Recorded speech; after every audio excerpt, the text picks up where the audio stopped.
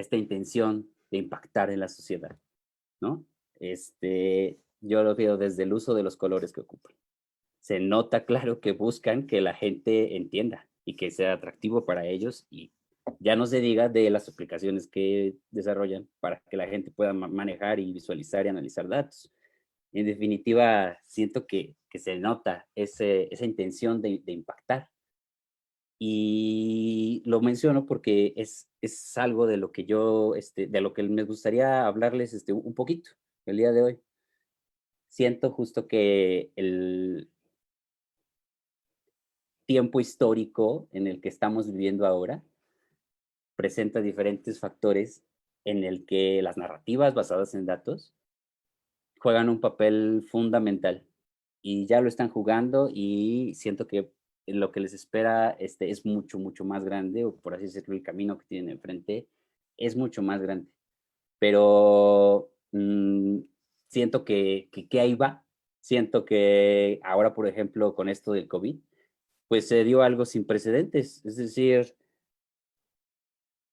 nunca antes, yo creo, en la historia de la historia, había ocurrido un suceso que pusiera a tanta gente en el mundo a ver y analizar, gráficas, ¿saben? Y no va acerca de, pues, la cantidad de gráficas, sino más bien, nunca antes había sido tan importante que la gente tuviera ese contexto. Es decir, es muy claro, saber ahora que mi municipio está lleno de contagios, o que el ritmo de contagios está creciendo, o que la saturación hospitalaria está alta, pues rápidamente influye en las acciones que yo tomo y en las acciones que tomamos como sociedad. Es decir, retomar o repensar este papel de los medios y de las narrativas de datos como herramientas para que la sociedad funcione mejor y para que se desarrolle mejor. Y como les comento, no siento que lo del COVID-19 sea como el acabose, que ya por fin la narrativa de datos logró, legitimizarse, pero sí siento que en los últimos años, y en especial con este suceso, se está legitimizando enormemente la capacidad que tienen el entender y el analizar datos y el comunicar datos. Lo cual pega no nada más a medios de comunicación, y no nada más, pues, no sé, también prácticamente a muchas esferas y a muchos organismos, por el cúmulo de datos que ahora somos capaces de generar, y que está ahí, ahora sí que estamos inundados en datos, ¿no? Repito, siento que no es el acabose, pero vamos en un camino muy bueno. Siento que esa legitimación va ocurriendo de manera favorable.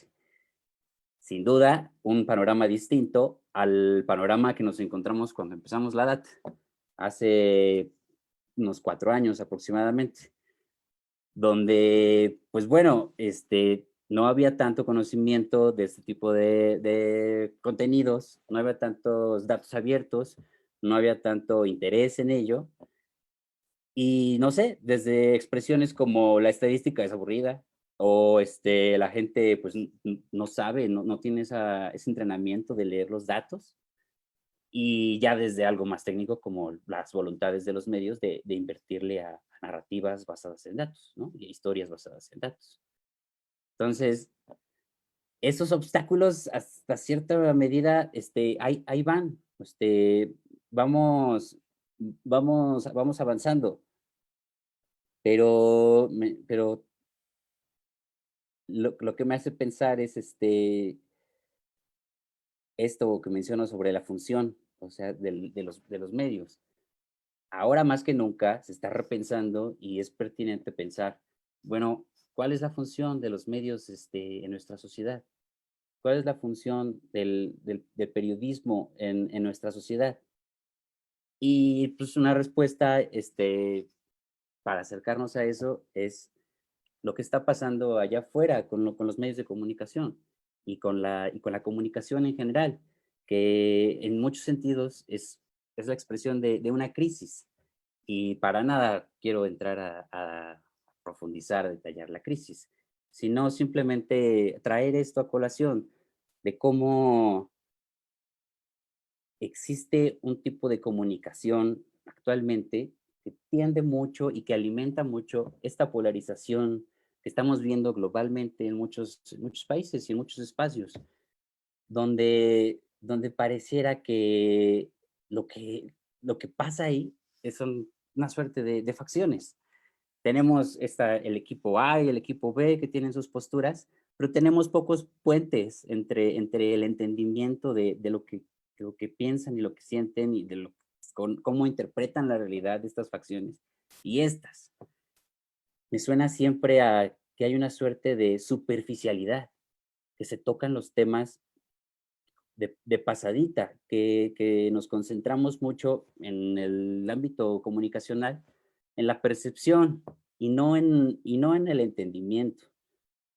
Creo que justo el entender de manera más profunda nuestra realidad daría pauta para algo en contra o algo en dirección opuesta a esta situación de los contenidos y cómo muchas veces, pues por las dinámicas que se manejan en los medios, y pues se manejan, se habla de un periodismo de boletinaje, o se trata un tema de manera muy coyuntural, o nos concentramos mucho, por ejemplo, no sé bien la situación en Colombia, pero aquí en México, sin duda, pasa un fenómeno, pues un poco extraño y un poco triste, que es que tenemos toda la opinión pública definiendo o más bien opinando y hablando sobre el actuar del presidente.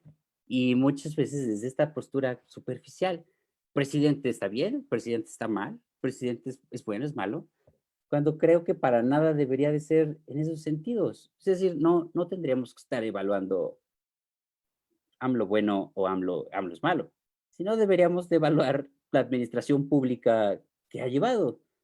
Y eso es una materia, pues en muchos sentidos de datos y en muchos sentidos de entrar a profundidad en ese tema, ¿no? De contrastarlo con otras administraciones. Entonces, creo que la situación de la comunicación que allá afuera, si bien no la quiero describir tanto, creo que sí nos pone en una situación en el que profundizar y tratar los temas de manera más compleja, o con su complejidad o desde la complejidad, es algo necesario. Se vuelve algo trascendental. Y no digo que ningún medio lo haga, sino que sí pareciera que gran parte de los medios o que una gran mayoría de la comunicación se está concentrando de esta manera. Entonces, mm, uno podría pensar, bueno, ¿por qué pasa esto, no? Y la realidad es que se remite a cuestiones organizacionales de los medios, cuestiones de la tradición que han llevado los medios, de cómo hacen su trabajo, del dinero que requieren para operar, ¿no? Porque precisamente hacer este tipo de periodismo más profundo, de este periodismo de datos, pues requiere ciertas capacidades y requiere ciertos recursos. Requiere, por decirlo así, requiere tener capacidad de generar y de perseguir hipótesis. Requiere tener una capacidad técnica sobre el desarrollo de análisis y desarrollar visualizaciones de datos. Requiere incluso una capacidad de diseño, que es tener una noción de las composiciones y de los colores para poder transformar estos cúmulos de información en algo que sea atractivo y que funcione y que permee la gente. Entonces, tener todo esto en el ecosistema de medios resulta complicado porque son conocimientos y son recursos que cuestan definitivamente, que necesitas traer a la redacción. Ahora, eso se da en muchas perspectivas, ¿no? En muchas redacciones se están haciendo multidisciplina y transdisciplina a tal manera de tener ahí gente que pueda hacer análisis de datos, que pueda hacer diseño, que pueda meterse a los temas desde las perspectivas de investigación o de las ciencias sociales. Y entonces, es muy distinto tú como medio que tengas que sacar 4 notas al día, tú como periodista que tengas que sacar 4 notas al día, y que realmente tomes un dato y generes ahí un contexto y salga a que digas, ok, vamos a involucrar un par de meses a tratar este tema y vamos a entenderlo. Y ahí es donde se empieza a poner como interesante la cosa, pero empieza a ver esta complejidad de la realización. Es decir, diseñar una investigación de periodismo de datos requiere tiempo, re- re- requiere tomárselo con seriedad y requiere ir cumpliendo un montón de aspectos de esos que he estado mencionando y eventualmente coordinarlos todos para que se conjuguen, ¿no? Entonces, eso, eso es ay, discúlpenme, un poquito por aquí. Pues esto representa un cambio, trascendental, por así decirlo, en la manera en la que se hace la comunicación y el periodismo. Pero más allá de representar todos estos obstáculos de estas capacidades que se requieren, creo que representa al mismo tiempo la potencialidad, una manera de que los medios realmente puedan tener una capacidad más grande de llegar a ciertas historias, es decir, tomar los datos como fuentes para hacer historias.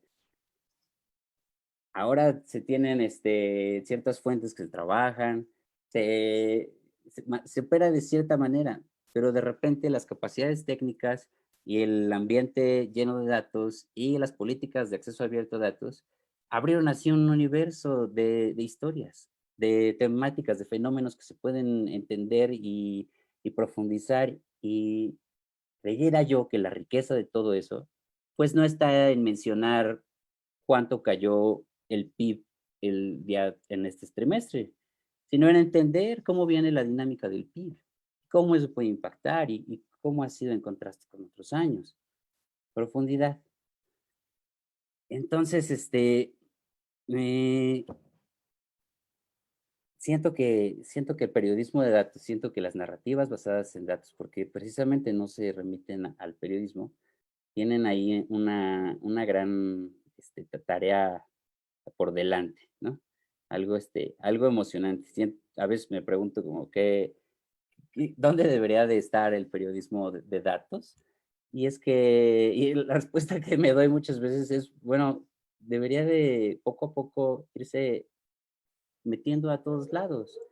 De poco a poco deberíamos de tener redacciones en todos lados que tengan esas capacidades, de meterse a los datos, de meterse a poder explicar un tema con mayor profundidad y de ser capaces de comunicarlo, pues así, con buen diseño, con buena interacción, lo que llaman UX, es decir, me va contando, me va llevando, me va entendiendo, simple y llanamente, porque pues de eso se trataba, de eso de eso se trata, ¿no? En origen, los medios de comunicación tenemos que generar conocimiento que promueva y que le dé herramientas a las personas para llevar su vida y para tomar sus decisiones de mejor manera.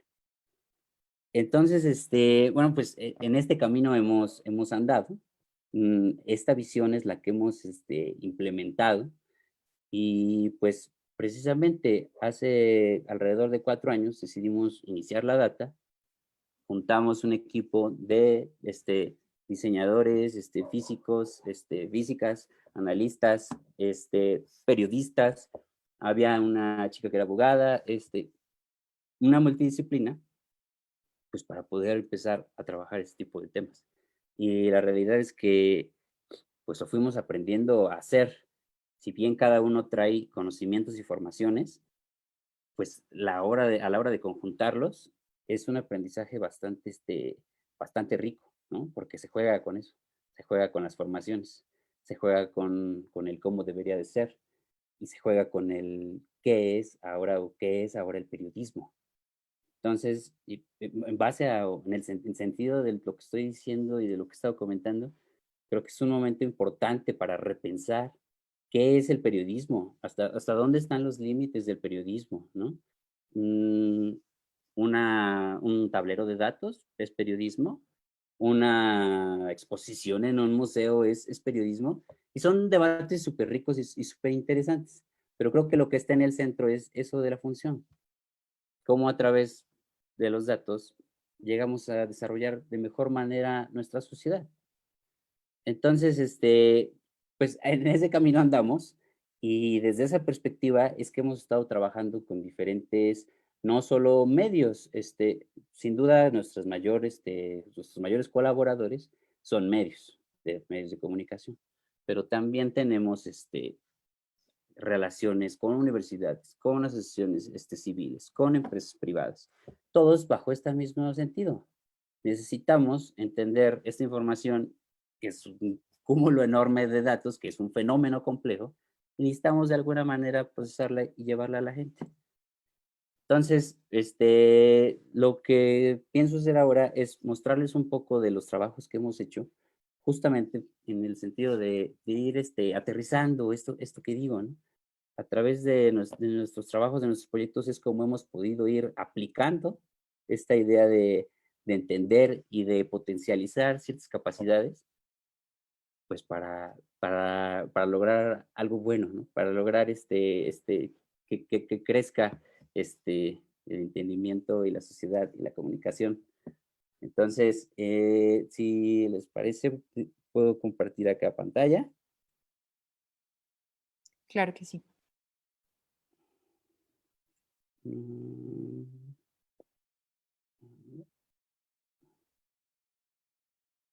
ahí se ve. Sí, Perfecto. Bien. Este es un trabajo que se publicó recientemente.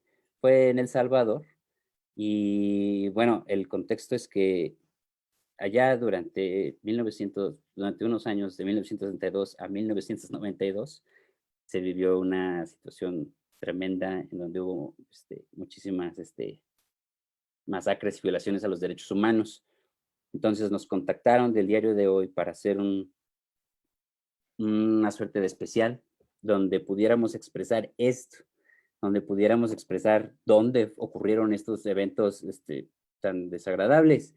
Es decir, déjenme, abro la página, este, los, los departamentos, que son los estados, y los lugares, y los nombres de las víctimas, y pues este proyecto sin duda trae más bien un sentido, pues así, desde lo emocional, ¿no? Estos tipos de bolitas traen testimonios que fueron creados por el diario de hoy, traen entrevistas, traen fotos de las masacres que hubo y de los periódicos, que- de las fotos que salieron en los periódicos en aquella época. Y pues no me imagino lo que puede significar para alguien que vivió en El Salvador este tipo de cosas y ver como a manera de memorial se recuerda y se plasma y se habla y se revive y se celebran los acuerdos de paz que fueron a través de los cuales paró esta situación. Les muestro tantito de cómo funciona, pero prácticamente se seleccionan. Eso fue lo que desarrollamos nosotros, nos desarrollamos todo el sitio, pero la visualización de datos estuvo bueno. Esos testimonios son los que les mencionaba. Pero bueno, paso a otro. Esto es un análisis que también salió hace un par de semanas para el Washington Post. Y pues el tema más relevante del mundo, la estrategia de vacunación va a un ritmo muy lento y está mal empleada, dado que se está aplicando en lugares rurales, por así decirlo. Sin embargo, las tasas de letalidad están evidentemente, no en zonas urbanas, pero están ubicadas, por ejemplo, está, creo, no quiero dar datos falsos, pero me parece que en Jalisco está muy concentrada la letalidad, precisamente de las personas que van a ser vacunadas primero, que es decir, que es la población adulta arriba de 60 años. Entonces, se hicieron ahí unas gráficas interesantes, pero pero la idea de llegar a un hallazgo así de peculiar está muy bueno. Ese es un trabajo ya viejito. Esto es algo que hicimos para el Milenio, periódico Milenio, que es de acá de México, y fue en el 2015, en las elecciones federales de diputación, al mismo tiempo que iban saliendo los resultados del conteo, el preliminares, programa de resultados preliminares, nosotros creamos una visualización en donde pues iba viendo la intención de voto, ¿no? A nivel estatal, a nivel municipal y a nivel distrito electoral, que son los de acá abajo. Entonces es igual, ¿no?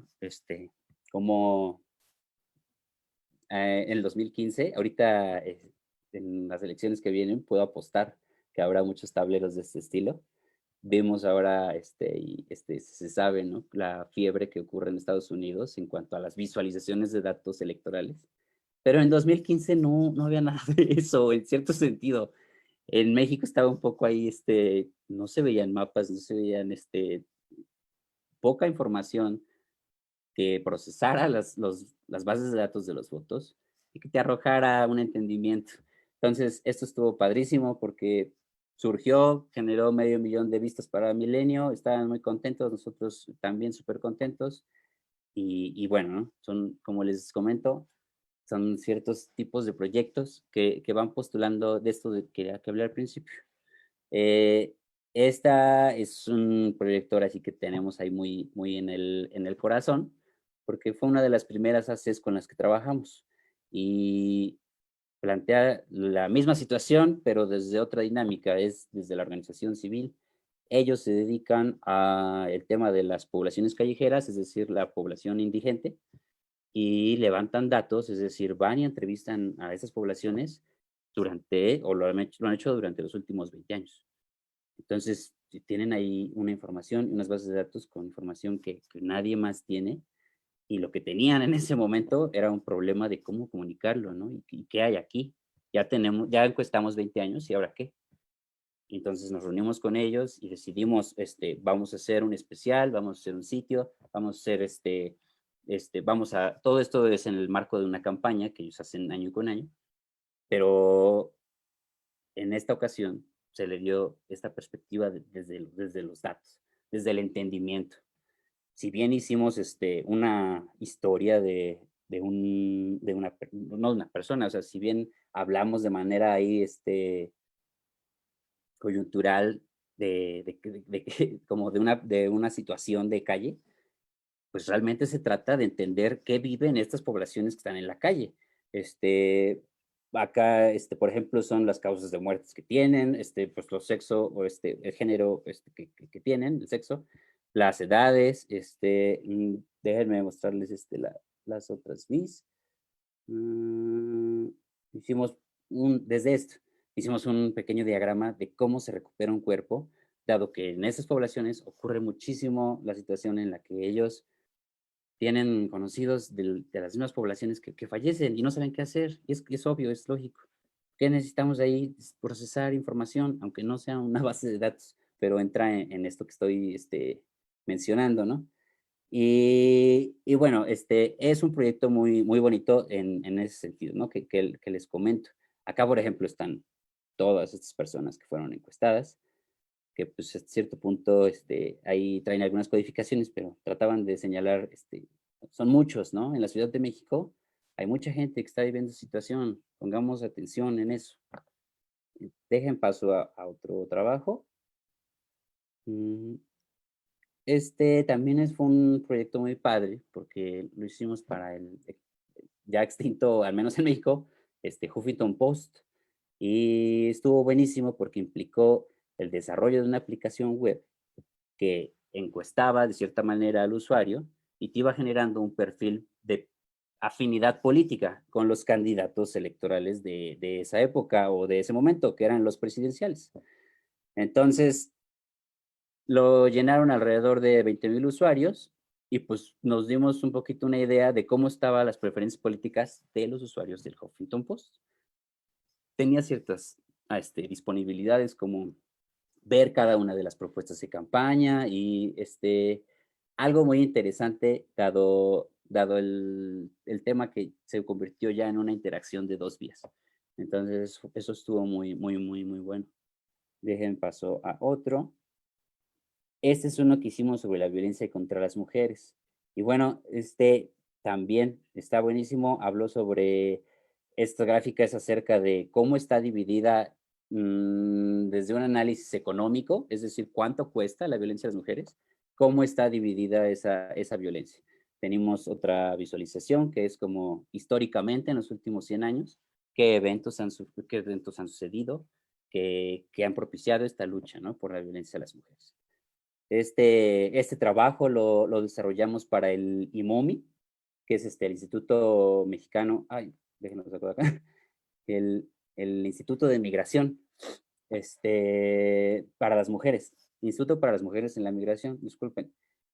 Y bueno, ellos tenían cierta base de datos y lo que buscaban era desarrollar una aplicación que ayudara a las mujeres a saber en qué puntos de la ruta de migración que tenían ahí detectada o qué puntos existían ahí, qué puntos peligrosos y qué puntos de apoyo y qué puntos de información. Pues nada más, aquí están, los puntos de control.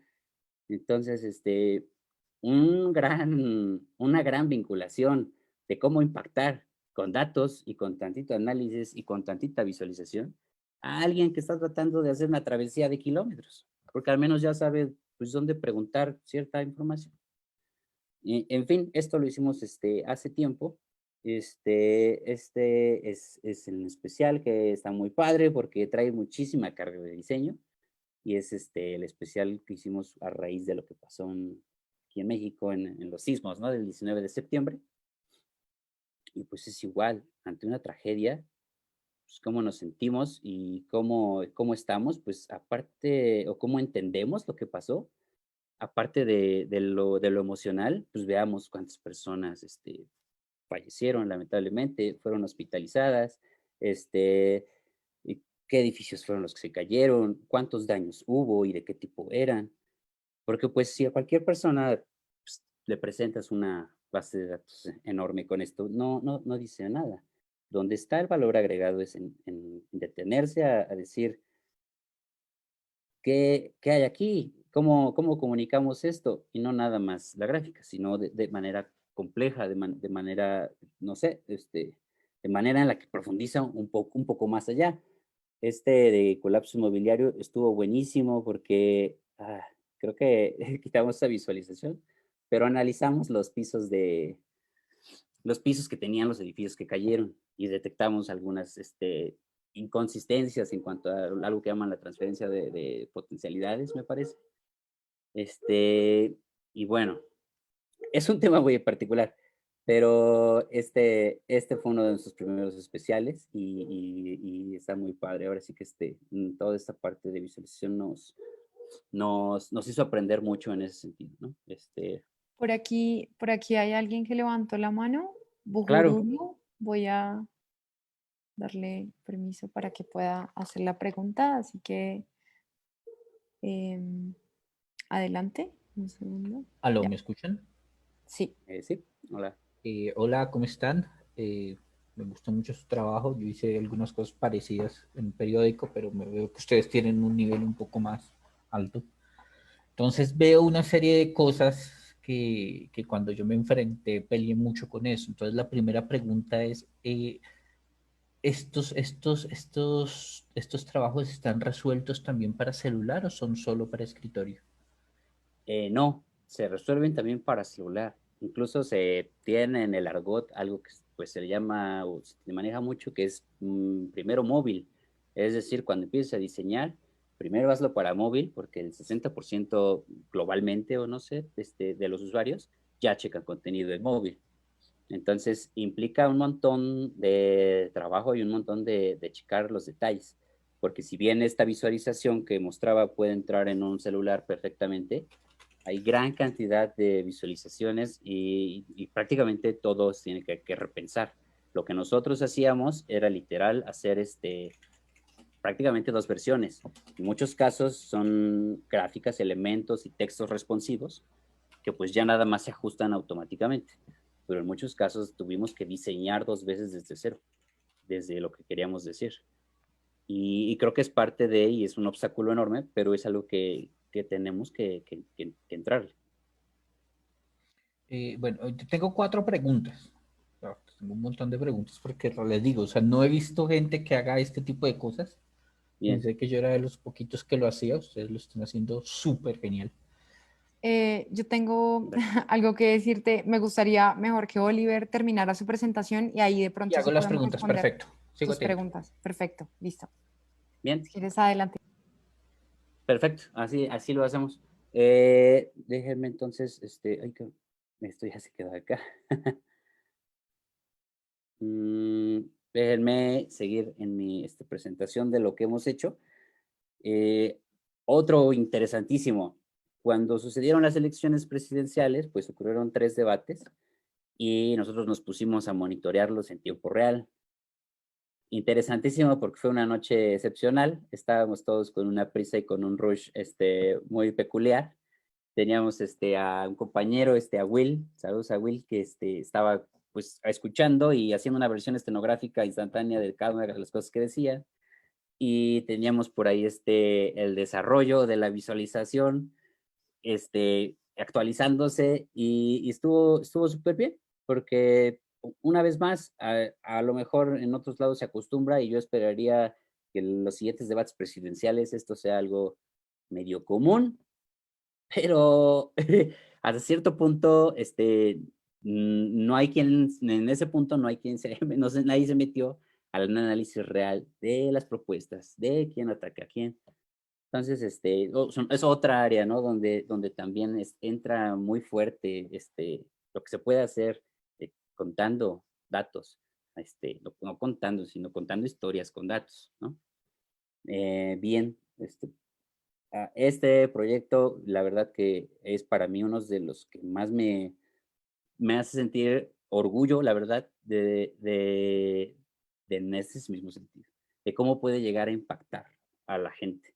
Es un especial de periodismo que se hizo para Gire y ahí también estaba metido Horizontal, pero es acerca de cómo está el panorama de las adopciones en México. Son 4 piezas, traen sus narrativas cada una. Ahí estuvieron Telma Gómez, metidísimas coordinando y me genera a mí un sentimiento de orgullo porque creo que hablar del tema de las adopciones y hablar del tema de niños esperando a ser adoptados y visibilizarlo y decir, son tantos niños que están en estos estados, esta gráfica que está aquí, son una suerte de andamiaje de los requerimientos legales para adoptar.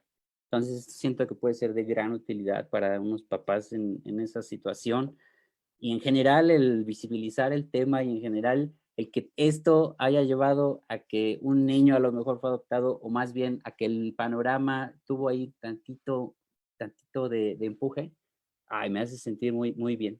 Fue un trabajo increíble y son justo el tipo de cosas que perseguimos nosotros y que queremos nosotros y que lo seguimos, que lo seguimos buscando.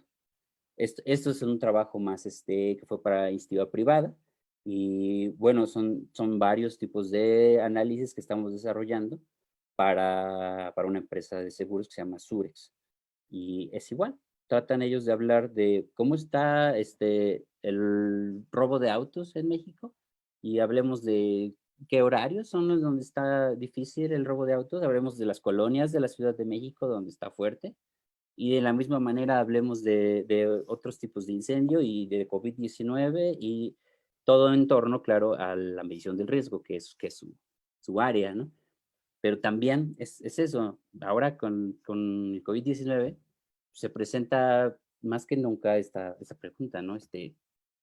¿Debería yo de procurar más y mi salud en el sentido de adquirir un seguro? Pues depende de qué, depende de las tasas de mortalidad, depende de los índices de contagio, depende de dónde vivo. ¿Qué necesito ahí? Profundizar en el tema un poco, entrar un poco en el tema. Y organismos como ellos y como los otros que estaba mencionando son los que cumplen y están persiguiendo esas tareas. Eh, déjenme avanzar. Este es un especial de periodismo de datos que se hizo en colaboración con el Universal y con El Tiempo. Y bueno, era acerca de los desaparecidos. Entonces se hizo una suerte de, déjenlo abro, como de doble visualización de datos en la que mostramos el panorama de México. Vienen varias historias, vienen ahí pues las tendencias, y vienen algunos testimonios, y del lado de Colombia también, ¿no? Entonces, este trabajo estuvo buenísimo porque él alcanzó a tener ahí un premio Ortega y Gasset, lo cual los puso muy contentos, pero principalmente, pues, logramos hablar del tema, logramos poner en contexto este tema, ¿no? Logramos decir dónde están los índices fuertes, entonces, de desaparecidos. Bien, déjenme continuar. Mm, Con el Universal hemos tenido varias colaboraciones. Hemos trabajado ahí bastante cerca con el Universal Data y bueno, desarrollamos este trabajo que es en torno a los fideicomisos que se otorgan en México y en dónde son otorgados. Uy, me parece que ya tiene ahí broncas de, de desarrollo, pero bueno, iba de eso. Este es otro que generamos igual sobre, pues, mujeres que han sido desaparecidas, ¿no? Y es un poco en el mismo sentido que lo del otro especial, pero déjenme ver si se abre. O sea, aquí teníamos incluso un buscador, ¿no? Para, pues, este tipo de personas que están en los registros como desaparecidas. Son todas ellas y se pueden hacer ahí un suerte de filtros, ¿no? Para que estas imágenes se movieran. Pero bueno, déjenme seguir. Se viene ahora pues lo electoral y en el año pasado hicimos un ejercicio interesantísimo que fue generar un pool of pools, que es una encuesta de encuestas, por llamarlo de una manera, y que te modela la preferencia electoral, pero a través de diferentes encuestas, lo cual genera una incertidumbre pues, bastante más cercana, bastante más certera, ¿no? Eso está buenísimo. No sé si siga como activa. Sí, claro que sigue activa. Entonces, bueno, atrás me parece que trae alrededor de 10 encuestas, pero más allá de la gráfica de la situación, digo, del medio, cuántas encuestas traiga, es una vez más a la gente cómo le hacemos saber cómo vienen las preferencias electorales, ¿no? No es cosa nueva un pool of pools, pero el darle la importancia de decir, bueno, pues no hablemos nada más de que en tal encuesta ya subió tal candidato. No, démosle un pasito más de profundidad. Analicemos todas y modelemos. Y entonces ahí es donde creo empieza a generarse valor agregado para un montón de circunstancias, no solo para las empresas, para los organismos, sino para las problemáticas sociales. Bien, déjenme seguir. Esto es uno que se hizo en torno al sismo, pero de 1985. Esto es un monitoreo que realizamos de la data ahora sí que del Mundial de Rusia 2018. También súper interesante, tratando de meternos ahí a las estadísticas de fútbol y las estadísticas de cada jugador. Y bueno, algo que estuvo muy, muy, muy, muy bueno fue esto de la data predice. Eso ya es más en la cancha de las anécdotas, ¿verdad? Pero generamos un modelo de predicción de los partidos y resultó ser muy bueno, que falló, me parece, o dos de veintitantas. Entonces, bueno, experiencias y momentos y proyectos que hemos tenido ahí en la data que han sido muy, muy interesantes, ¿no? Justo tratándonos de salir de, pues, de esta pesadez de las problemáticas sociales. Con Ojo Público ayudamos al desarrollo de Madera Sucia, que también es un gran trabajo. Con Mexicanos contra la Corrupción y la Impunidad desarrollamos, dejen abrir esta porque está muy bonita, una visualización de datos pues en el mismo sentido del sismo del 19 de septiembre y de los edificios que cayeron. Déjenme llegar a la gráfica. Entonces es una suerte de mapa donde cada uno de esos edificios pues representa ahora sí que un edificio dañado por el sismo y aquí están los que colapsaron, los que tuvieron un daño menor, un daño incierto, ¿no? Conocer dónde están y narrar esta historia, al menos a la hora o a la hora de vivir aquí en la Ciudad de México, es fuerte, ¿no? Saber dónde y saber pasar por estas zonas y recordar esas cosas. Ay, o sea, creo que se están tocando temas ahí interesantes, pues precisamente a través de coordenadas geográficas y a través de una categoría y en la parte de acá abajo se empezaron a analizar como patrones, igual, ¿no? O sea, los edificios que más se dañaron fueron en la Cuauhtémoc, en la Benito Juárez, en estas colonias, este, los años de construcción que tenían los edificios tenían que ver con el tipo de daño que ocurrió. Bueno, pues tratamos de analizarlo y salieron estos resultados, ¿no? Los de 1960, al parecer ahí hubo un colapso un poquito importante en contraste con los de las construcciones de otros años. Eh, Tan sencillo como plantearse los edificios que se dañaron tenían unas plantas bajas. Ah, bueno, pues analicemos, ¿no? Profundicemos. Más allá de decir, las plantas bajas son peligrosas, no, veamos la evidencia, veamos el fenómeno un tantito más complejo. Entremos y contémosle a la gente. Entonces, este trabajo está muy padre, la verdad, me gusta bastante. Déjenme regresar y prácticamente ya ir cerrando.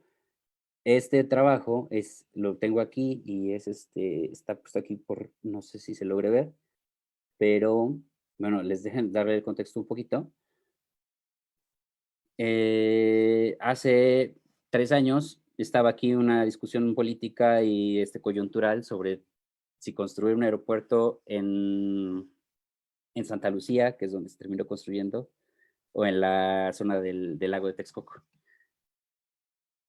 Generamos una visualización para enseñar las aves que vivían en el lago o que viven en el lago de Texcoco y que atraviesan y que ocupan ese espacio como zona migratoria y las cuales, si se llegaba a hacer ahí el aeropuerto, podrían estar prácticamente en riesgo. Entonces, esto es muy bonito porque se me hace que no lo están escuchando, por ahí les paso los links para que lo puedan ver, pero porque ocupa audio. Cada una de estas bolitas saca el sonido y pues la información de estas aves. Y nada más lo pongo para hacer señalamiento de, pues, cómo estos límites de lo que es el periodismo de datos y de lo que se puede a la hora de comunicar, realmente es difuso, o más bien tenemos que impulsarlo a romperlo y a decir, ¿por qué no hacemos una historia que trate sonido? Pues porque a la hora de escuchar cómo canta tal ave que puede estar en peligro de extinción, a lo mejor hay un entendimiento de otro estilo, ¿no? Sobre la problemática, sobre lo que está sucediendo. Mm, Tiene ahí ciertos filtros, ¿no? Para ver, bueno, sus niveles de vulnerabilidad, de endemismo, pero lo del sonido era lo que quería yo, compartirles, ¿no? En este sentido de los límites, de los límites de el contar historias con datos. Sobre la misma situación de los aeropuertos se desarrolló un trabajo donde de manera más objetiva se plantaban pros y contras del aeropuerto de este lado y del aeropuerto de este lado, ¿no? Entonces, también estuvo muy bueno, fueron más bien publicaciones ahí de estilo de redes sociales, tenemos por ahí el micrositio, pero, pero bueno, los invito a que lo chequen con más calma. Me parece que este es el último. Estos son unos especiales, y bueno, aquí está uno, ¿no? El del robo de celulares, pero era una serie de especiales en la que se pensaba abordar diferentes tipos de delito. El robo de celulares, el robo de autos, el robo de casas y parece que otros dos tipos de robo. Entonces, este fue el episodio uno, por tratarlo de llevar así, tratarlo de llamarlo así, y ay, no tiene, déjenme lo abro acá. Mm,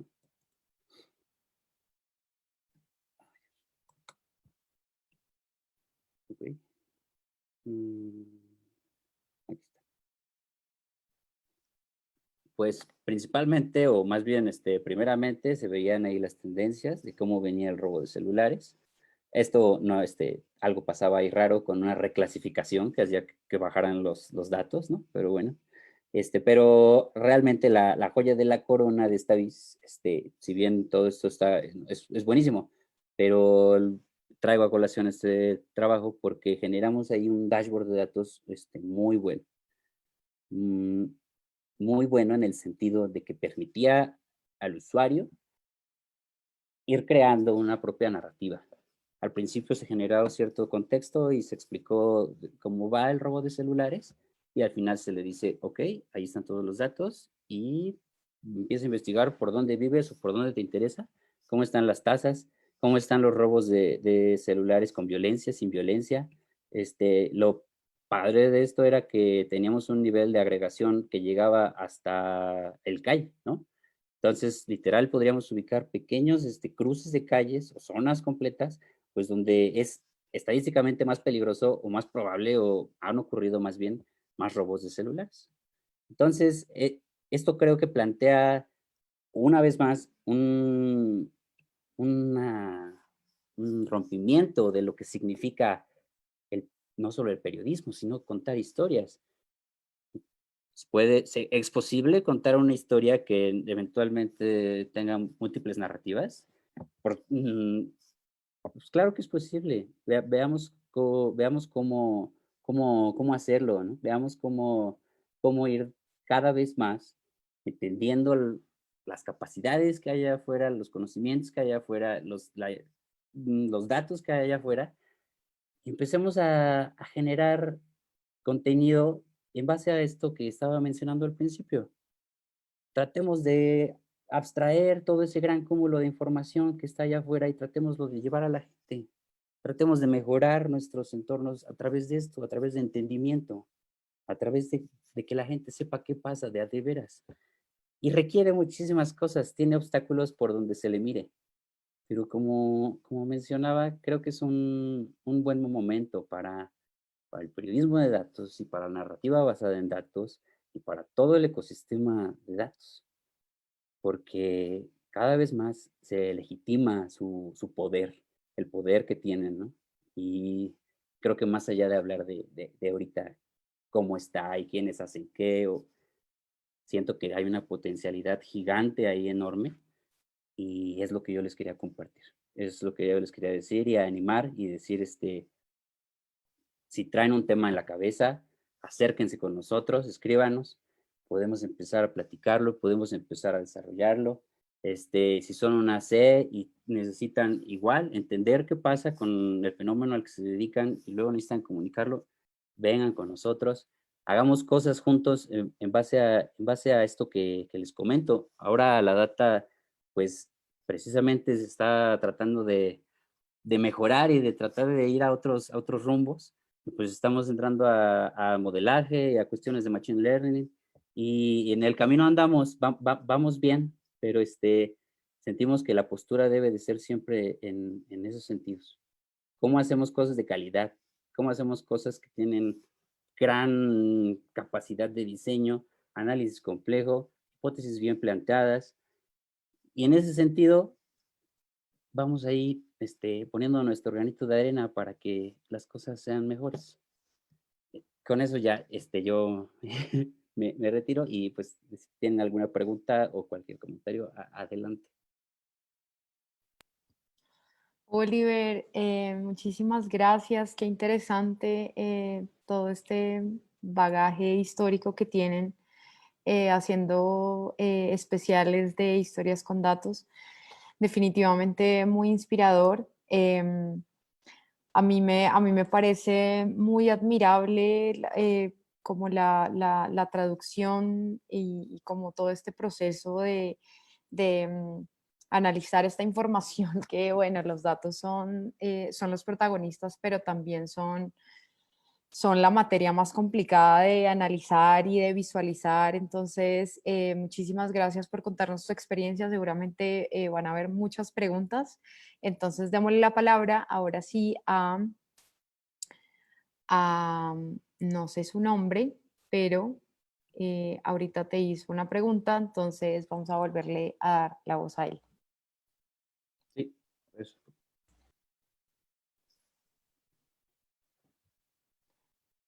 Hola, creo que ya puedes hablar, Bujurulu. ¿Aló?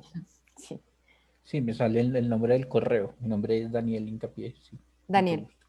Bien. Bueno, yo tengo ahora 6 preguntas, las tengo anotadas. Perfecto. Y bueno, la primera es, ¿ustedes reciben los datos? ¿Ustedes investigan ¿quién genera los datos? O sea, ustedes, digamos, pasan una base de datos hecha, terminada y como un contexto general y ustedes lo montan con esos datos o ustedes investigan los datos. Ustedes se van a tal fundación, a tal sede, a tal cosa para obtener datos.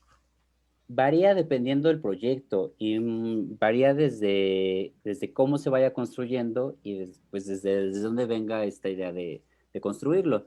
En muchas ocasiones se nos acercan organizaciones diciéndonos, tenemos esta cantidad de datos, por favor, ayúdenos a entendernos, ayúdenos a comunicarnos, y pues así vamos, ya tenemos un insumo en el cual trabajar.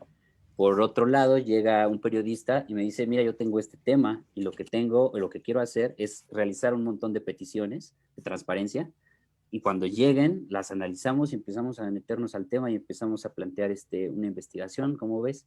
Adelante. Desde la iniciativa privada, pues también traen muchas veces sus datos, y bueno, no podría yo no mencionar que ahorita, el momento, y en México, hay un montón de datos abiertos. Por ejemplo, lo que está pasando en la Ciudad de México es algo que no se había visto, y es una apertura de datos a un nivel buenísimo, a nivel calle, a nivel horario. Esos datos del último especial vienen de la DIP, que es el área de gobierno de la Ciudad de México encargada de esto, y pues nos permite saber en qué horario y en qué calle roban un auto. Entonces, varía, depende del tipo de proyectos, pero creo que requiere de una disposición, pues precisamente de decir, ¿sabes qué? Busquemos, y ¿sabes qué? Pidamos, y ¿sabes qué? Podemos encuestar y podemos hacer estas cosas, pues ¿por qué no? Planteémoslo, ¿no? Entonces, depende del tipo de proyecto. Pregunta 2. Las gráficas estaban hermosas y impresionantes. Mm. O sea, eso es un chicharrón lograrlas. Entonces yo tenía una pregunta, porque lo que les comenté, pues yo he intentado llegar a eso, pero eso es otro nivel.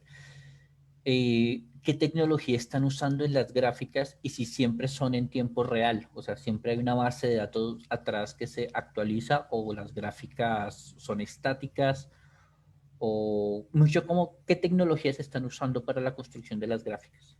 Ya. En algunas que son como estáticas, por así decirlo, realmente se utiliza pues un lenguaje de análisis, o ciertas librerías, es decir, Python con pandas, con librerías de visualización, para poder generar estos insumos que llamábamos en crudo para la investigación, para nosotros poder empezar a ver si las hipótesis van por buen camino o no van por buen camino. Si van por buen camino, entonces se pasan al área de diseño, y en el área de diseño pues entran estas herramientas de uso tradicional, que es Photoshop, o más bien no Photoshop, sino Illustrator, XD, pero más enfocadas a la edición en plan diseño. Y entonces, a través del manejo de vectores y de esos insumos en crudo, pues empieza a generar ya una gráfica estática ya mucho, mucho más atractiva, ¿no? Del otro lado están las que son interactivas y las que sí tienen que ser en tiempo real, y las que tienen atrás una base de datos. Es interesante esa distinción, porque pues sin duda estas herramientas interactivas que cargan bases de datos, pues tienen ahí algo especial, ¿no? Para poder explicar esos fenómenos y para poder generar estas múltiples narrativas. En este tipo de visualizaciones se ocupa mucho D3, por ejemplo, ¿no? En cuanto a lo geográfico, pues desde entrar igual con cookies, o más bien meterse a librerías, a software más especializado, ¿no? Yo tengo una pregunta, Sí, yo tengo una pregunta para que no respondamos las 6 que tiene Daniel, sino vayamos diversificando las preguntas. Claro. Oliver, yo quiero preguntarte, históricamente, la forma en la que se han contado historias con datos ha sido desde una visión muy académica. Gente que tiene como experticia en leer gráficos, en leer visualizaciones, en análisis de datos. Eh, Ahora, bueno, que no, claramente no son comprendidas por un público eh, ciudadano, no son, no, o sea, la gente claramente ha tenido como esta barrera de poder acceder a leer estas gráficas, pues porque simplemente sí, no ha tenido el conocimiento ni el acceso a esto. Pero ustedes claramente están claramente rompiendo pues con este pues, con este bagaje histórico y me gustaría saber ustedes cómo hacen, como no sé, cuál es el consejo de redacción que hacen entre, pues con todos estos perfiles de los diseñadores, los sociólogos, los matemáticos, como para elegir cuáles son esas visualizaciones que de pronto la gente puede entender, porque ustedes obviamente tienen muchísima información, muchísimos datos. ¿Cómo hacen con la elección como de las gráficas, de las visualizaciones, de la paleta de colores? O sea, me gustaría saber más como esas discusiones internas que se dan para las elecciones como sí, de las gráficas, de las visualizaciones. Sí, yo lo que respondería inmediatamente es un proceso detallado y arduo, porque lo que implica es eso, plantearse la pregunta, esto va, así va, 20,000 veces. ¿Vamos a ocupar amarillo o vamos a ocupar rojo? Y pues, ¿qué hacemos? Pues se reúne el equipo y vemos la gráfica con varias muestras de color. Y eso, pero implica tiempo. O sea, estas pequeñas reuniones para definir un color, pues se puede dar para eso y para definir una hipótesis y para definir las longitudes de los textos y para definir el tipo de gráficas a usar, los hallazgos que se van a mencionar. Entonces, hasta cierto punto se diseña la investigación, se mantienen ciertas líneas que van, pero creo que el proceso lo caracteriza es mucho una disposición a prueba y error o a esta capacidad de estar ahí en constante cambio. No para nada o se aleja o trata de alejarse de pues esta situación express que impera en las redacciones, de sale porque sale y sale la otra y ya como salga, y no, es ralentizar un poco el proceso y decir, bueno, el diseño de una investigación requiere tiempo, ¿no? Requiere un scouting del problema, y luego vamos a ver, y luego hay esos tipos de hallazgos de los que se pueden hablar, pero pues uno se podría ir muy rápido en decir, ya lo tenemos. Sin embargo, aquí estás en el inicio de la investigación, donde todavía tienes que pasar por ver si hay datos, por ver si los datos funcionan, por ver si la hipótesis que traías medianamente puede ser comprobada con esos datos. Si no es comprobada, si es comprobada, qué bueno, y va caminando. Si no es comprobada, ¿qué haces con tu producto y con tu idea? Replanteas la hipótesis, buscas otro camino. Y lo que tratábamos en la data es justamente tener ahí un cúmulo de opiniones desde esta multidisciplina, esa transdisciplina, ¿no?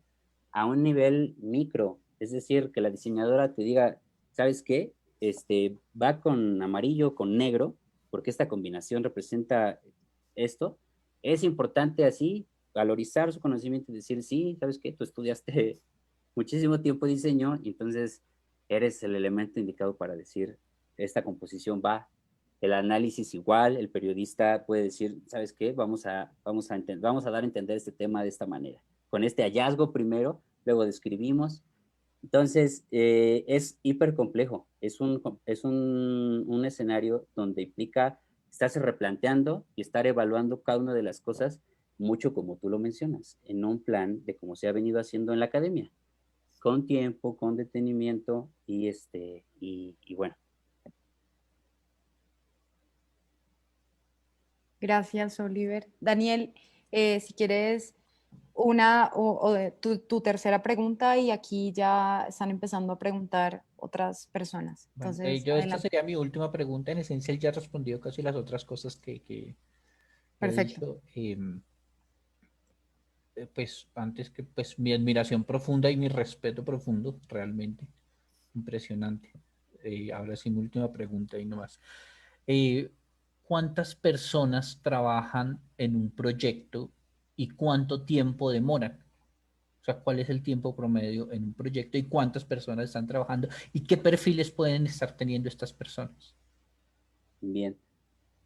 Depende del proyecto, porque si bien estoy hablando de una situación de ralentizar y de decir, veamos estos temas con todo el detenimiento del mundo, inevitablemente todos traemos ahí una cierta de tiempo, de un espacio de tiempo. ¿Son más grandes? Claro que sí, pero pues he visto investigaciones que se tardan años en desarrollar, que van analizando al tiempo y investigaciones que salen de datos que salen de manera express. Es decir, en una semana investigamos, publicamos y también es un gran trabajo. Depende el proyecto y depende mucho de los niveles de, es raro llamarlo así, pero los niveles de calidad que le quieras ir abonando. Hacer un diseño de cierto estilo, pues sale en una semana, pero te quieres meter a hacer el estilo súper más fino, que toque emocionalmente más a las personas, pues hay que dejarlo hasta descansar y la siguiente semana lo volvemos a trabajar. En cuanto a las interacciones, en cuanto a los diseños, pues así, periodísticos, es de la misma manera. Con una hipótesis nos va a dar o no nos va a dar, es una pregunta súper complicada, porque en la práctica se te amplía el tema y empieza un tema a hacerse extenso, extenso, y sigues con la hipótesis y tienes que solucionar. Entonces, varía el tiempo que se dediquen y en ese sentido varía el número de personas. En la data hay algunos proyectos pues que está involucrado todo el equipo y en algunos en los que solamente periodista y analista hacen ahí un dúo y van funcionando bien. Creo que aparte de esta idea de una redacción hipermultidisciplinaria, va también mucho de que se vaya haciendo una formación en cada uno de los miembros de las redacciones en estas pequeñas disciplinas para poder ir teniendo más nociones de análisis, más nociones de diseño, más nociones de entre todos. Y eso, pues no por llamarlo que agiliza el trabajo, sino que no solo lo agiliza, sino que genera que fluya de una manera pues mucho más dinámica, mucho más eficiente y que evidentemente los trabajos salgan en menor tiempo. Muy bien. Gracias, Daniel, por tus preguntas muy interesantes. Oliver, por aquí preguntan, ¿cómo está conformado el equipo de la data? Bien, nosotros estábamos ahorita mira, estábamos una diseñadora, una chica es física y matemática, un perfil de físico periodista, un perfil de análisis, bueno, era físico, Daniel, y hacía desarrollo web y hacía análisis, y estaba yo en la parte como desde la sociología, entonces éramos un perfil como de 8 personas. Ahorita estamos justo en un periodo en el que estamos reestructurando como la parte de los recursos humanos y de cómo tendemos estos puentes. Y precisamente estamos pensando ahora en cambiar las dinámicas de nuestra redacción. Queremos hacerlo hacia otros sentidos en el que tengamos o no tengamos, pero tengamos vínculos con otras redacciones. Es decir, periodistas que con capacidades de diseño de investigación y analistas con capacidades de análisis de datos y diseñadores con grandes ideas y con gran tacto, hay por ahí en todos lados. Pues de eso nos dimos cuenta ahora y decimos, queremos trabajar con ellos, queremos que nuestra redacción esté en todos lados.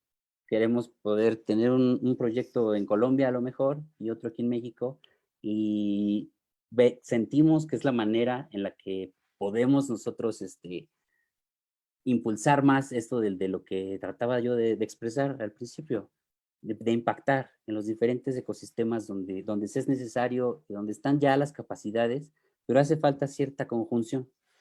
Entonces, hacia allá vamos un poco ahora en esta etapa de la data y bueno, ya tendrán más noticias por ahí. Buenísimo. Por aquí también preguntan, ¿cómo ves el periodismo de datos en la TAM?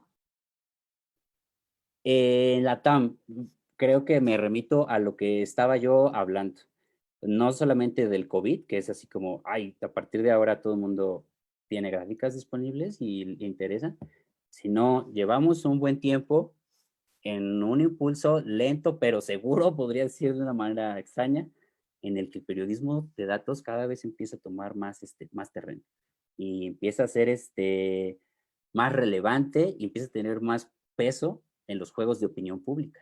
Es decir, aquí en México hay unos 2 o 3 think tank que tienen un peso impresionante en la opinión pública y su trabajo pues realmente es un análisis de datos la manera en la que lo comunican, pues es un tema meterse a si es periodismo o no periodismo de datos, pero es lo que están haciendo, es tratar temas desde la profundidad con datos y están teniendo un buen, un buen auge con eso, buenos resultados.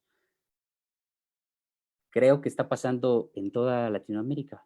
Creo que poco a poco cada vez se van elevando las capacidades, van creciendo un poquito, esto no es tan rápido, pero las redacciones que lo hacen, pero cada vez más esa lista de grandes temas que andan por ahí, que nos permiten que estén ahí en datos, empiezan a abordar. Cada vez más ya sabemos que en Colombia, gracias a DataSketch, cómo está la situación de la violencia hacia las mujeres. Entonces ya hay algo ahí. Y ahora veamos en Perú. Y ahora en México ya está. Entonces, yo creo que, como mencionaba al principio, para nada es una situación en la que, digamos, ya logramos establecernos en un punto bueno. Al contrario, siento que el periodismo de datos y esta narrativa basada en datos tiene todavía enfrente un montón de camino y un montón de obstáculos en este camino de legitimizarse. Pero siento que vamos bien, siento que el periodismo, y siento que en Latinoamérica ahí va, precisamente en contraste con estos monstruos europeos y de otros lados, que pues llevan más años haciéndolo, ¿no? Pero nosotros ahí vamos, cada vez se siente como entra más el periodismo de datos a los medios, a los círculos nacionales de comunicación, a los especiales, a los foros. Entonces eso me pone muy contento. Creo que ahí hay un gran camino. Sí, buenísimo. Por aquí también te preguntan, ¿cuánto demoraron en desarrollar el proyecto de robo de la Ciudad de México? De robo de Ah, celulares, supongo. déjame recordar, pero podría decir alrededor de un mes, 2 meses, más o menos. 2 meses, 3 meses a lo mejor. Sí. También preguntan, ¿cómo lidiar con esa inmediatez de los medios de hoy? ¿Cómo lidiar? Está complicado, depende de cómo, desde qué postura estés. Por ejemplo, desde yo como periodista, ¿cómo lidio con eso? Pues voy y impongo en la redacción ciertas dinámicas, ¿no? Como esas de las que he hablado, o a lo mejor me busco un medio que esté trabajando en estos sentidos, ¿no? Nosotros, al menos en lo particular, y es muy, muy de anécdota, pero es un poco lo que nos pasó al iniciar la data nos encontramos con un freno con el ecosistema de medios. Desde las capacidades de desarrollo web, es decir, no, es que esta gráfica no puede ir porque no nos lo permite el CMS, hasta decir, no, este tema debe de salir ya y no nos podemos extender. Un montón de trabas, pues por esto, por inmediatez. Nuestra respuesta fue, y se fue dando a decir, ¿sabes qué? Hagámoslo nosotros. Creemos un espacio nosotros donde nosotros podamos manejar esos tiempos con más calma, diseñar estas hipótesis de otra manera y precisamente pensar y tratar de llegar a estos límites de lo que significa comunicar, pues a nuestra manera, aprendiendo y equivocándonos también. Pero esa fue al menos nuestra respuesta, ¿no? Hagámoslo nosotros. Y creo que se presta en el contexto actual, pues a que se intente eso, ¿no? Evidentemente no es sencillo poner un medio, pero ahorita si ha habido un buen boom, es de gente que está analizando y visualizando cosas y que las está aventando en redes sociales. Y eso es una expresión de decir, ¿sabes qué? Esta idea, pues yo le invertí tanto tiempo y me metí a los datos y las analicé y ahí voy. No tengo por qué o en el momento no necesito entrar a esta dinámica de los medios. Pues desde aquí, desde mi trinchera, puedo entrar con una línea hacia allá. Yo esperaría que a futuro las redacciones en general cambien estas dinámicas, precisamente en el marco de que, bueno, la calidad se está postulando como uno de estos incentivos para la subsistencia del periodismo, ¿no? Entonces, yo esperaría un cambio hacia allá, como lo decía, que eventualmente todas las redacciones pues, pudieran tener esa capacidad de cambiar esas dinámicas, ¿no? Yo tengo una pregunta para ti, Oliver. ¿Cómo lidian también con el tema de la vigencia de los datos? Porque claramente los datos tienen una vigencia, pues si no se siguen recopilando, si no se siguen analizando los datos, pues simplemente las historias pierden vigencia. ¿Cómo han logrado negociar como eso? Es complicado. Requiere, no sé, como se van acumulando los proyectos, actualizarlos requiere cantidades monumentales de tiempo, ¿no? Y más bien se convierte en algo en el que este proyecto se quedó con este análisis de este periodo y lo que yo diría ahí es cómo se maneja o cómo se lidia con eso, en ese sentido, es con un extremo cuidado. Es decir, a la hora de narrarlo, a la hora de mencionarlo, a la hora de mostrarlo, incluso a la hora de poner esas pequeñas acotaciones a las gráficas, se debe de ser súper preciso, súper cuidadoso de decir, durante el momento estamos analizando esto y podría significar esto, pero para nada en esa laxitud de, no sé, creo que podría pasar muy comúnmente. El fenómeno está así. No, fenómeno está así en este momento, dadas estas circunstancias, y podría ser, y creo que es algo que permea el periodismo de datos muy, muy fuertemente, que es decir, pues no se vale estar aseverando y no es que no se valga, sino está más del lado de la precisión metodológica viendo los datos como un insumo de evidencia epistémica de lo que ocurre. Es lo que es y es lo que te voy a contar y obviamente te voy a dar contexto para que logres entender, pero se debe de ser súper preciso en decir, eso es lo que sucedió de tal año a tal año. Y si se quiere actualizar, requiere de trabajo. Tenemos por ahí un proyecto que está literalmente pues, por ahí parado, porque requiere una actualización enorme. Y entonces estamos ahí con el dilema de qué hacer o qué no hacer y se convierte en una complicación, claro que sí. Sí. Y en cuanto al trabajo colaborativo, ¿cómo han tenido como de pronto voluntarios, gente que esté dispuesto como a ayudarlos? Porque pues se sabe que estas investigaciones son de largo aliento. Em, ¿Cómo miden todo el tema como de los tiempos, los deadlines? ¿Hay gente externa ayudándoles? Pues en el sentido colaborativo, hemos tenido algunas personas que han entrado ahí a la redacción de manera más circunstancial, es decir, van un determinado periodo, pero corto, y aportan, aprenden, conocen, y ha sido algo bueno. Pero no es la generalidad de lo que ha sucedido. Más bien creemos ahora que este aspecto colaborativo es lo que queremos explotar, ¿no? Y llegar allá hasta cierto punto, pues igual nuestro mundito de nuestras redacciones es chico en contraste con los entendimientos y la riqueza que puede haber con todas las posibles colaboraciones que hay allá afuera. Manejar los deadlines y manejar los tiempos en este aspecto colaborativo, pues representa un reto fuerte, pues porque precisamente alguien en Colombia y alguien acá, pues tendrán que coordinarse hasta para el horario y para N reuniones para ir avanzando en estos pequeños escalones que es crear una historia con datos. Mi recomendación sería pues una fuerte cantidad de estructura y de manejos y de planeaciones y de, ¿sabes? Como una disponibilidad, una capacidad de sentarnos a discutir el tema. Es decir, más allá de cuándo sea el deadline, ¿por qué no nos reunimos frecuentemente para ver cómo va la hipótesis, cómo va el diseño? Y esto mismo va generando el espectro del deadline. Pero esa sería como un poco mi recomendación, porque sí es un tema muy importante. Sí, claro que sí. ¿Algunos últimos consejos o tips que quieras darle a la audiencia, no sé, de cómo contar historias con datos?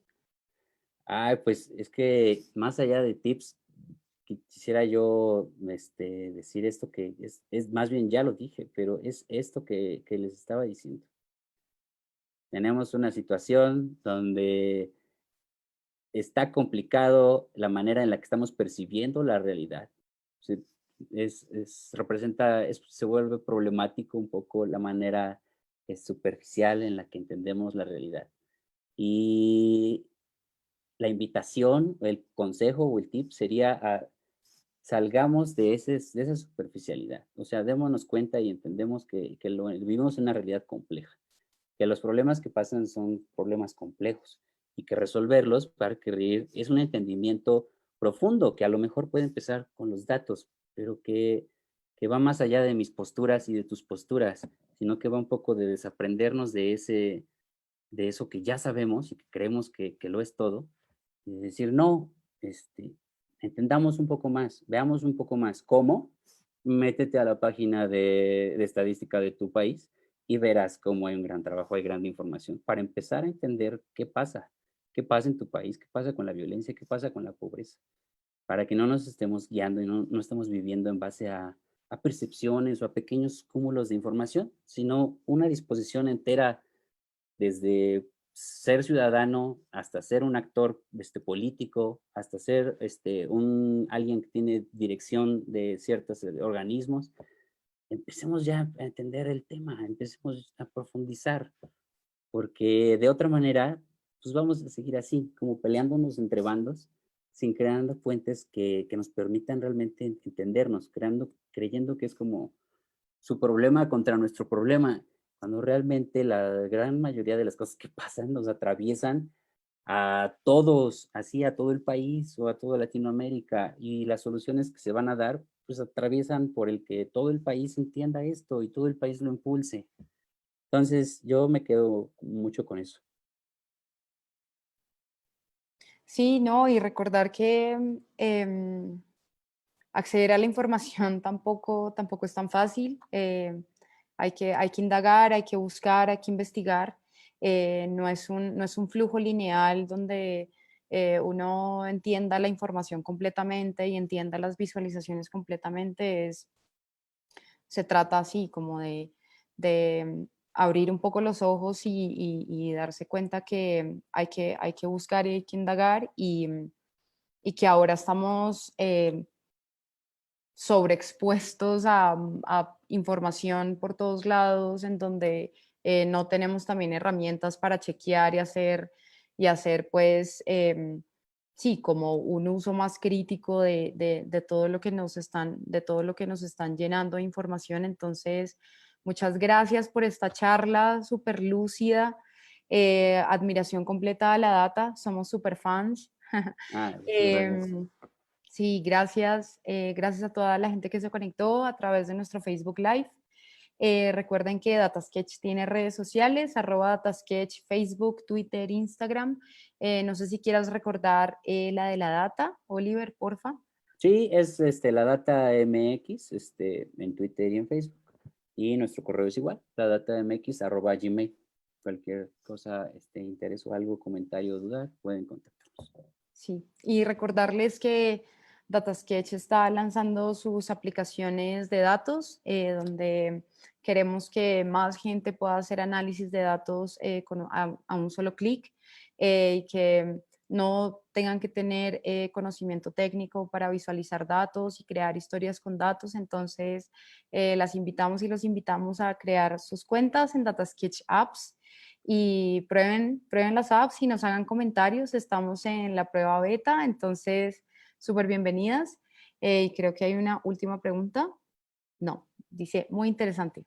Entonces, Bien, gracias Oliver. Nos veremos pronto en otra próxima ocasión. Esperamos seguir ahí en contacto cerquita. claro que sí. Entonces, gracias. Adiós. Gracias a ustedes. Seguimos en contacto. Claro que sí. Bye. Bye.